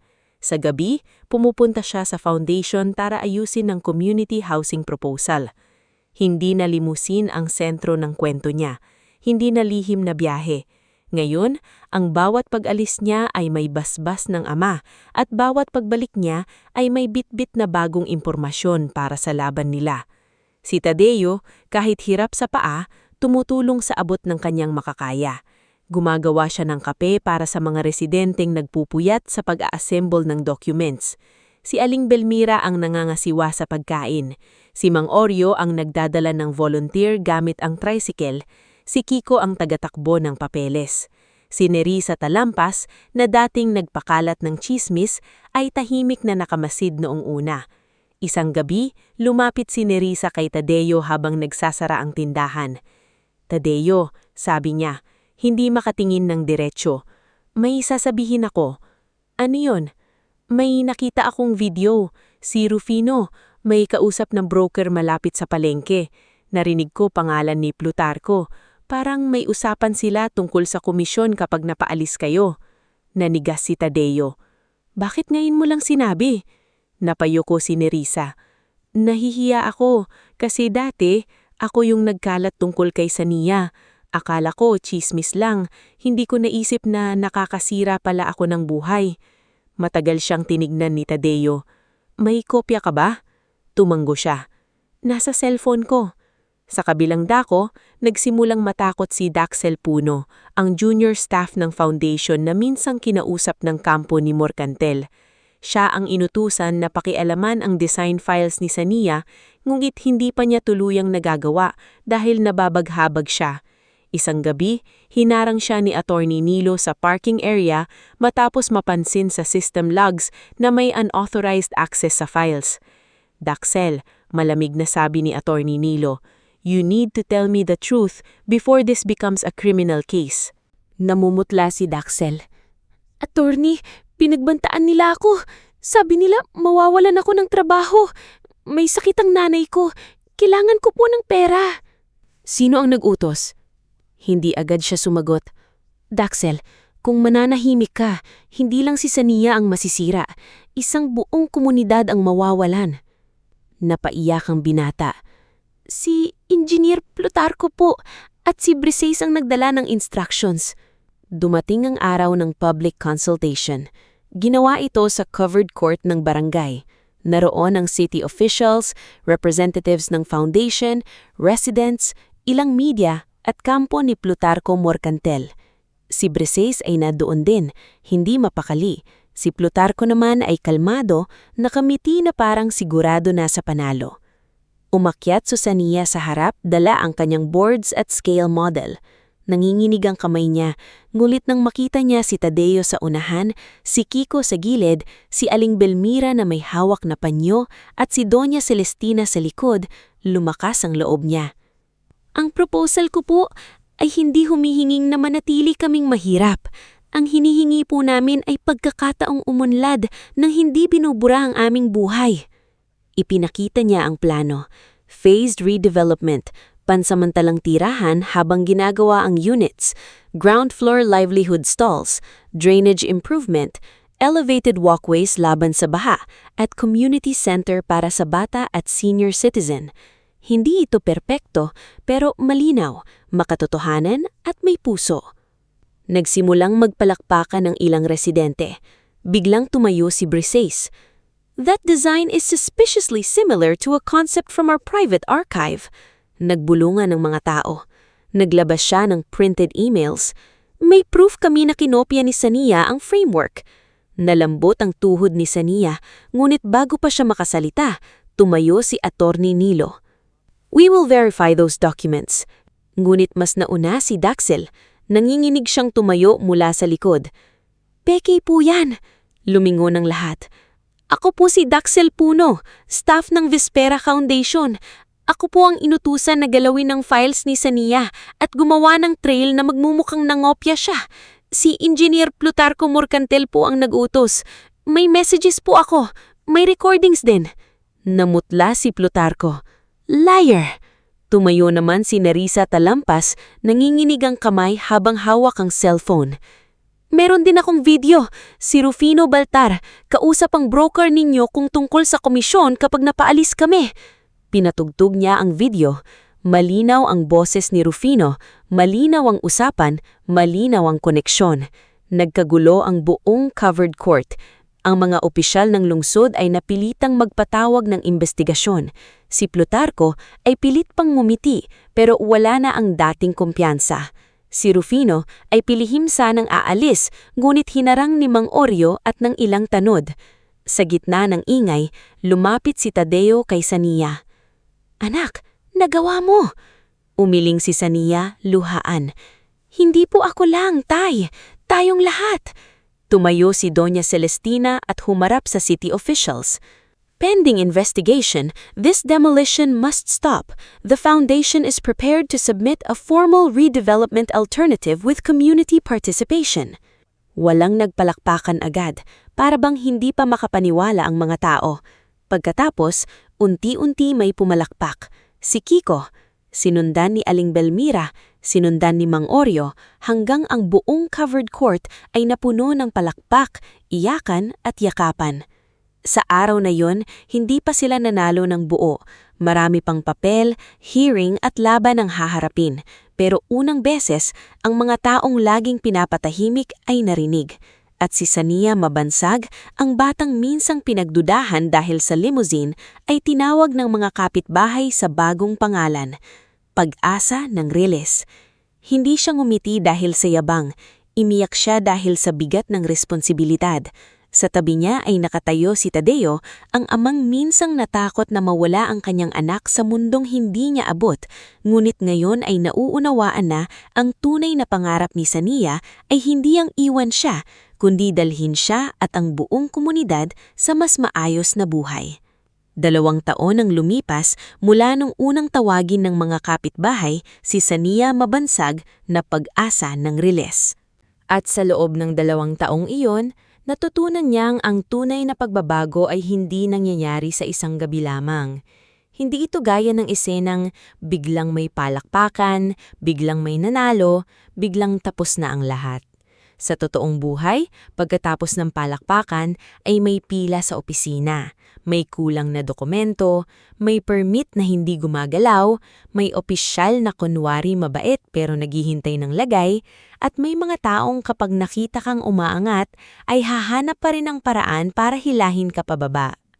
Pero iba na ang Sania na naglalakad ngayon sa gitna ng kanilang komunidad. Hindi na siya ang batang tahimik na yumuyuko kapag tinatawag na mahirap. Hindi na siya ang dalagitang nanginginig sa hallway habang pinagtatawanan ng mga mayayamang kaklase. Hindi na rin siya ang anak na palihim na sumasakay sa limusin dahil natatakot siyang magsabi ng totoo sa ama. Ngayon, hawak niya ang isang rolyo ng blueprints, nakasuot ng simpleng puting blouse, maong na pantalon at lumang sapatos na malinis niyang pinunasan bago umalis ng bahay. College student na siya ngayon sa architecture, full scholar ng Vespera Heritage Foundation at part-time youth design assistant sa proyektong minsang ipinaglaban niya sa harap ng buong barangay. Ang dating eskinita sa gilid ng Riles ay hindi na ganun kasikip. Hindi pa ito naging perpektong lugar pero malayo na sa dating tanawin ng tagpi-tagping yero, baradong kanal at mga batang naglalaro sa tabi ng maputik na daan.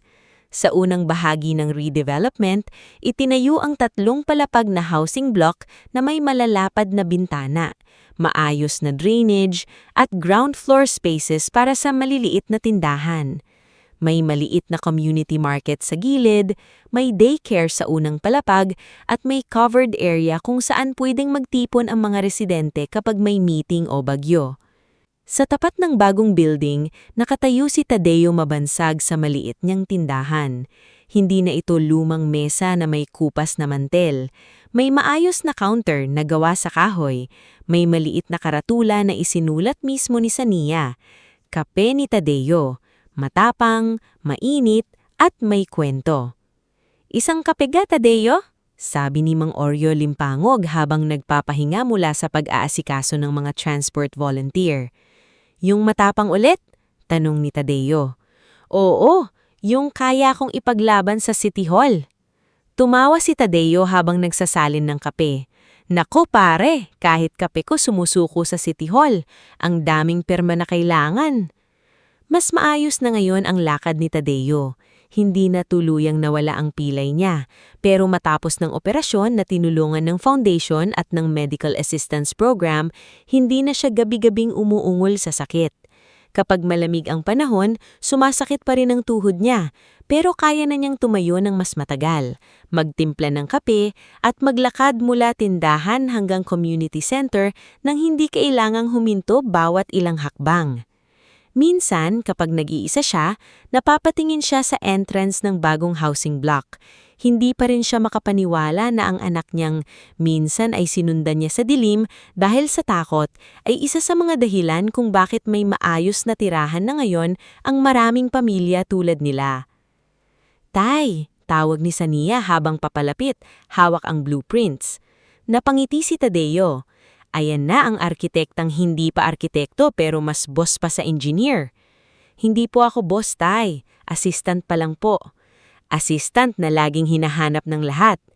Hinahanap kasi maraming problema. Ibig sabihin, importante ka. Imiling ni Sania pero nakangiti.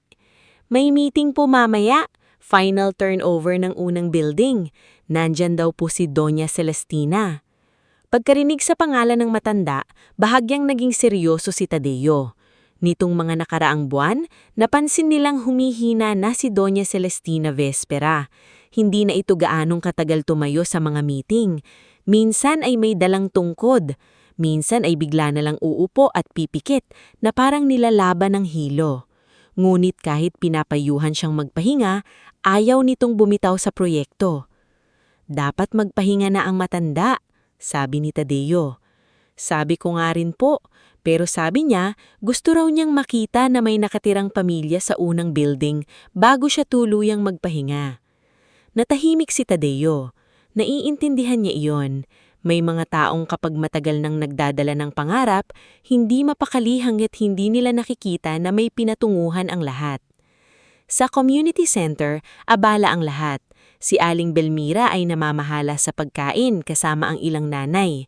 May pansit, puto, kape at tinapay na donasyon mula sa bakery sa kabilang barangay. Si Kiko Ravel naman, mas matangkad na ngayon at nakauniforme ng senior high school, ay bitbit na ang mga upuan kasama ang ibang kabataan. Working student siya sa tulong ng foundation at determinado na mayon na maging civil engineer. "Ate Sania," sigaw ni Kiko, "saan ilalagay yung model?" "Sa tabi ng stage. Ingat ha, baka nabali yung maliit na hagdan." "Grabe ka naman ate, parang hindi ako marunong mag-ingat." Last week, nabali mo yung ruler ko. "Ruler lang yun, hindi bahay." Napatawa si Sanaya. "Yun nga ang problema sa iyo, Kiko. Maliit na ruler na babali mo, paano pa kaya bahay?" "Engineer ako soon. Matibay na ako ngayon." Habang nagtatawanan sila, dumating si Teacher Marvela Quinto. Hawak ang isang envelope na puno ng documents. Mas elegante ang itsura niya ngayon, ngunit simple pa rin at dala pa rin niya ang parehong malasakit na unang nagdukas ng pinto para kay Sanaya. "Sanaya?" tawag niya. "Ito na yung updated copy ng community documentation. Isasama natin sa exhibit." Kinuha iyon ni Sanaya. "Salamat po, ma'am. Kung hindi po dahil sa inyo, hindi ako makakarating dito." "Hindi, Sanaya. Ako lang ang unang nagbigay ng papel. Ikaw ang gumuhit." Napangiti si Sanaya. Ngunit bago pa siya makasagot, napansin niyang may isang babaeng nakatayo malapit sa entrance. Mahaba ang buhok. Maayos ang damit, ngunit hindi na kasing yabang ng dati ang tindig. Si Briseis Morcantel. Bahagyang nanigas ang katawan ni Sanaya. 2 taon na rin mula nang nalantad ang plano ng tiyuhin nitong si Engineer Plutarco Morcantel. Matapos lumabas ang testimonya ni Daxel Puno, ang cellphone video ni Nerissa Talampas at ang mga dokumentong pinasa ni Attorney Nilo Sendana, tuluyang naimbestigahan ng kumpanya ni Plutarco. Lumabas ang iba pang anomalya. Peking costing, substandard material sa dating proyekto, panunuhol sa ilang opisyal at pagtatangkang manipulahin ng community housing contract. Hindi madali ang kaso, pero dahil naging matibay ang ebidensya, hindi na nakabalik sa dating impluensya si Plutarco.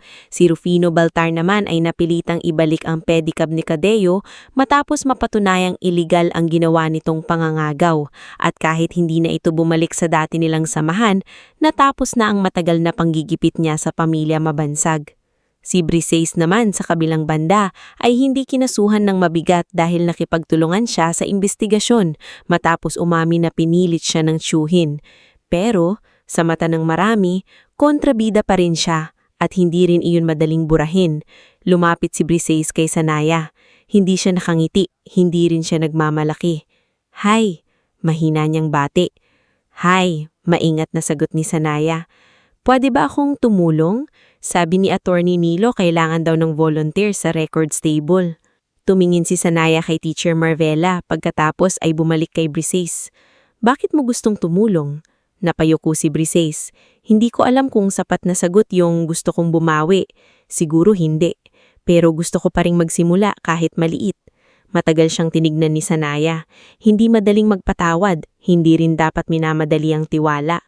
Pero ang naalala niya noon si sinabi ni Doña Celestina, ang mga bahay, kahit matibay ang pundasyon, kailangan pa ring ayusin kapag may bitak. Minsan, ganun din ang tao. "Sa records table," sabi ni Sanaya, "kasama mo si Manang Zelmira. Mahigpit siya." Bahagyang napangiti si Briseis. "Mas okay yun. Deserve ko." Hindi pa iyon pagkakaibigan, hindi rin iyon agarang kapakawaran, pero iyon ay simula ng pagbabagong hindi pilit. Bandang tanghali, dumating si Doña Celestina Vespera. Bumaba siya sa sasakyan, inalalayan ni Attorney Nilo Sendana at Manang Zelmira Pasyon. Nang makita sila ng mga residente, kusang nagpalakpakan ng mga tao. Hindi tulad ng unang beses na dumating ang kanyang limusin sa buhay ni Sanaya, wala nang takot sa paligid. Ang sasakyang minsang naging dahilan ng hinala at chismis ay isa na lamang paalala ng gabing nagsimula ang pagbubukas ng katotohanan. Lumapit si Sanaya at hinakap ang matanda. "Ma'am Celestina, salamat po sa pagpunta. Dapat po nagpapahinga kayo." Hawakan ni Doña Celestina ang pisngi niya. "Paano ako magpapahinga kung gayon ko makikita ang unang bahay na hindi lang ginuhit sa papel? Hindi po ako mag-isang gumawa nito. I know, that is why it matters." Nagsimula ang programa ng hapon. Hindi ito ang granding event na puno ng politikong nagpapalapad sa kamera. Sa tulong ni Attorney Nilo, nilimitahan nila ang pagsasalita ng mga opisyal. Mas binigyang oras ang mga residente. Nagsalita si Aling Belmira tungkol sa unang gabing hindi na siya naglagay ng timba sa sahig dahil wala nang tumutulong bubong. Nagsalita si Mang Oreo tungkol sa bagong transport lane na hindi na binabaha tuwing umuulan. Nagsalita si Kiko tungkol sa pangarap niyang maging engineer dahil nakita niyang ang komunidad nila ay hindi basura na dapat alisin, kundi lugar na pwedeng ayusin. Pagkatapos, tinawag si Tadeo. Nagulat siya. "Ako? Bakit?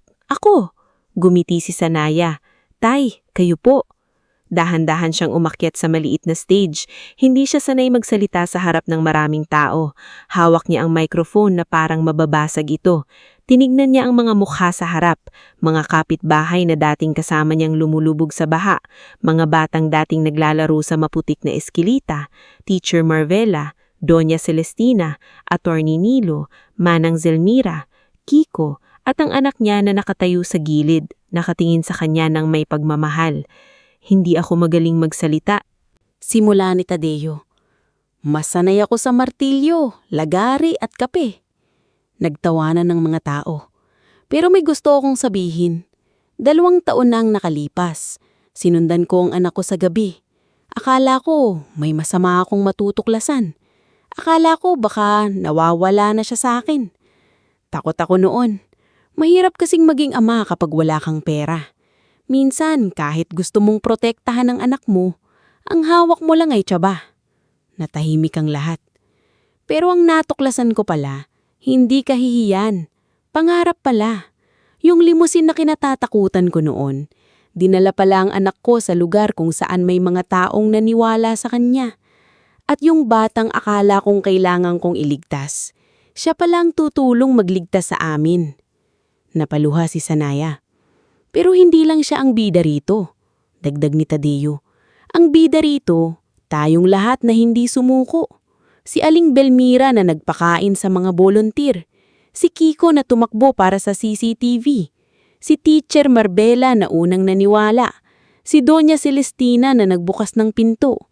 Si Attorney Nilo at Manang Zelmira na lumaban sa papel at batas. Pati si Nerissa." Nagulat si Nerissa talampas sa gitna ng crowd. Tumawa ng mahina si Tadeo. "Oo, pati ikaw. Kasi natuto kang gamitin ng bibig mo sa tama. Nagtawanan ng mga tao habang umiiyak si Nerissa. Huminga ng malalim si Tadeo. Ang bahay, hindi lang pader. Ang bahay ay tiwala. Kapag nasira, pwede pang ayusin. Kapag gumuho, pwede pang itayo. Basta may taong handang magsimula ulit. Pagbaba niya ng stage, sinalubong siya ni Sanaya at niyakap ng mahigpit. Tay, proud po ako sa inyo. Ako ang dapat magsabi niyan sa'yo. Pagkatapos, si Sanaya naman ang tinawag. Dala niya ang maliit na lapis ni Lerona, ang lapis ng kanyang ina na halos ubos na, ngunit itinago niya sa isang maliit na frame. Ipinakita niya ito sa mga tao. Dito po nagsimula ang lahat, sabi niya. Hindi sa mamahaling software, hindi sa malaking opisina, kundi sa lapis ng nanay ko, sa pangarap ng tatay ko, at sa buhay na nakita ko sa komunidad natin. Ipinakita niya ang memorial wall sa entrance ng bagong building. Nakaukit doon ang mga pangalan ng ilang pamilyang nawala sa sunog, baha, sakit at kahirapan. Kasama roon ang pangalan ni Lerona Mabansag, ina ni Sanaya. Naisip ko po, patuloy ni Sanaya, kung magtatayo tayo ng bagong bahay, dapat hindi natin binubura ang nakaraan. Dapat dala natin sila. Kasi kung wala ang mga nauna sa atin, wala rin tayo rito. Tahimik na umiyak si Tadeo nang makita ang pangalan ng asawa. Lumapit si Doña Celestina sa kanya at marahang hinawakan ng balikat. Your wife raised a remarkable daughter, sabi ng matanda. Hindi ko alam kung paano siya pasasalamatan, sagot ni Tadeo, naninginig ang boses. Live well, sabi ni Doña Celestina. That is often the best thank you we can give the dead. Kinagabihan, matapos ang programa, isa-isang pumasok ang mga pamilyang kabilang sa unang batch ng housing turnover. Hindi malaki ang units, hindi marangya, pero may sariling palikuran, maayos na lababo, bintanang may hangin, at sahig na hindi agad papasukin ng baha. Para sa mga taong sanay matulog na may pangambang tatangayin ng ulan ng bubong, para na itong palasyo. Ang unit ni Tadeo at Sanaya ay nasa ikalawang palapag. Maliit lang ito, pero maliwanag. May sulok para sa drawing table ni Sanaya. May pwesto para sa maliit na altar ni Lerona. May bintanang tanaw ang community market at tindahan ni Tadeo sa ibaba. Sa unang gabi nila roon, matagal silang hindi nagsalita. Hinawakan ni Tadeo ang pader. Matibay. Tumawa si Sanaya. Siyempre po, hindi pwedeng substandard. May halaman ba tayo? Tumango siya at itinuro ang maliit na paso sa may bintana. Meron po. Para paggising natin, may makikita pa rin tayong buhay. Natigilan si Tadeo. Naalala niya ang batang Sanaya noon, nakadapa sa sahig, gumuguhit ng bahay na may halaman. Kasi gusto niya, kahit mahirap ang tao, may makikita pa ring buhay paggising. Ngayon, hindi na lang yun guhit. Totoo na. Lumapit siya sa anak at niyakap ito. Salamat anak. Hindi po ako ang dapat pasalamatan niyo, tay. Sino? Tayong dalawa. Kasi hindi tayo bumitaw. Sa labas, maririnig ang tawanan ng mga batang naglalaro sa malinis na walkway. Sa ibaba, nagsasara na si Aling Belmira sa kanyang pwesto sa bagong market. Si Kiko ay naglalagay ng karatula sa community board. Free tutoring every Saturday. Si Mang Oreo ay nagpatark ng tricycle sa maayos na linya. Si Nerissa ay tumutulong maglikpid ng upuan. At sa unang pagkakataon, hindi chismis ang bela niya kundi tunay na pakikibahagi. Makalipas ang ilang linggo, tahimik na pumanaw si Doña Celestina sa kanyang tahanan. Ngunit hindi siya umalis ng bigo. Bago siya nawala, nakita niya ang unang pamilyang pumasok sa bahay na ipinaglaban niya. Sa kanyang huling liham para kay Sanaya, isinulat niya na ang foundation ay hindi dapat manatiling pag-aari ng mayayaman, kundi dapat maging tulay para sa mga batang tulad niya na may talento, tapang at puso. Iniwan niya kay Ate Nilo at Manang Zelmira ang malinaw na bilin. Ipagpatuloy ang programa at hayaang maging bahagi si Sanaya sa paghubog ng susunod na batch ng youth scholars. Taon nang lumipas. At si Sanaya ay tuluyang nakapagtapos ng architecture. Sa araw ng graduation niya, suot ni Tadeo ang pinakamalinis niyang polo. Nasa harap siya ng stage, hawak ang maliit na litrato ni Lirona. Nang tawagin ang pangalan ng anak niya, tumayo siya kahit masakit ang tuhod, pumalakpak ng pinakamalakas at hindi pinigilan ng luha. Pagkatapos ng seremonya, lumapit si Sanaya sa kanya, suot ang toga at hawak ang diploma. "Tay," sabi niya, "arkitekto na po ang anak niyo." Umiling si Tadeo habang umiiyak. "Hindi, matagal ka ng arkitekto, ngayon lang nila ginawang opisyal." Nagtawanan sila habang magkayakap. Sa huling esena lang kanilang kwento, makikita ang dating lumang pedicab ni Tadeo sa tabi ng community center. Hindi na ito ginagamit sa pasada. Inayos ito ni Kiko, pininturahan at ginawang simbolo ng unang paglalakbay ng mag-amang mabansag. Sa tabi nito ay may maliit na plakang may nakasulat. Dito nagsimula ang pangarap, hindi sa yaman, kundi sa pagtitiis, tiwala at pagmamahal. Tuwing nadadaanan iyon ni Tadeo, napapangiti siya. Naaalala niya ang gabing sinundan niya si Sanaya, ang takot sa dibdib, ang ulan, ang limousine, ang gusali ng foundation at ang bigat ng hindi niya alam. Kung hindi nangyari ang gabing iyon, marahil matagal pa silang nabuhay sa lihim, takot at maling akala. Ngulit mula sa gabing iyon, natutunan nilang ang tunay na pamilya ay hindi nagkakamali, kundi ang marunong humingi ng tawad, makinig, lumaban at magsimula ulit. At sa bagong tahanan sa itaas ng maliit na tindahan ng kape, habang si Sanaya ay gumugulit ng panibagong proyekto para sa isa pang mahilap na komunidad, si Tadeo naman ay nagtimpla ng kape sa ibaba, nakangiti sa bawat batang dumadaan. Dahil sa wakas, ang dating amang takot maiwan ng anak ay natutong ang pangarap pala kapag tunay na itinayo sa pagmamahal ay hindi naglalayo ng pamilya. Inuuwi ito ang lahat sa isang bahay na matibay, maliwanag at may halaman sa bintana.